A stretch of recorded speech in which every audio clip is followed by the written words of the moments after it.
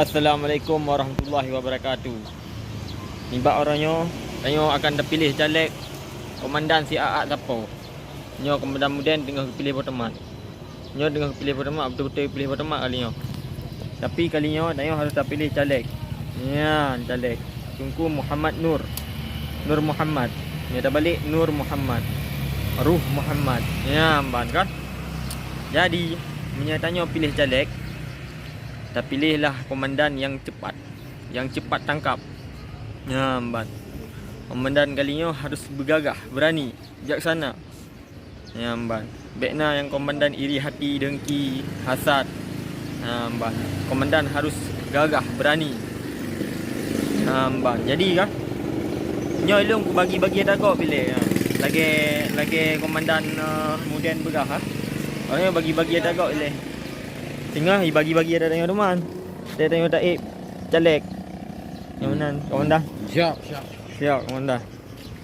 Hamba tengok bagi-bagi ada kau ile. Hamba. Okey bagi-bagi ada teman. Hamba. Jadi ni pilih long. Nya nak pegah bab ring-ro ni. Baik dua ni pilih long. Ha, hamba. Bab partai labang. Ha, partai labangnya partai baru yang lo usungkan. Jadi nyo tengah diproses dia di Samalanga, tengah merempat izin dari para komandan-komandan rider-rider partai Long, partai Labang. Jadi ukurnya baik salah ni pilihlah partai Labang. Ya, mbak kan dipilih partai Labang, insya-Allah dua orang tu makmu nang geradanya. Ya, mbak. Nyo kan yang nak pegah kalinya rindu yang dalam hati long terpendam.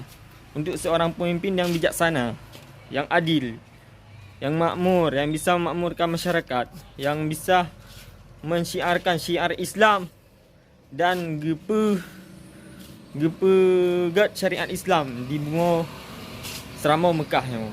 Ya, mbak ya. Jadi, ni syuhada nak terima khabar. 2 minit mentang. Assalamualaikum warahmatullahi wabarakatuh. يقول النبي صلى الله عليه وسلم باكيا يقول يا جبريل تضيع أمتي الصلاة يا جبريل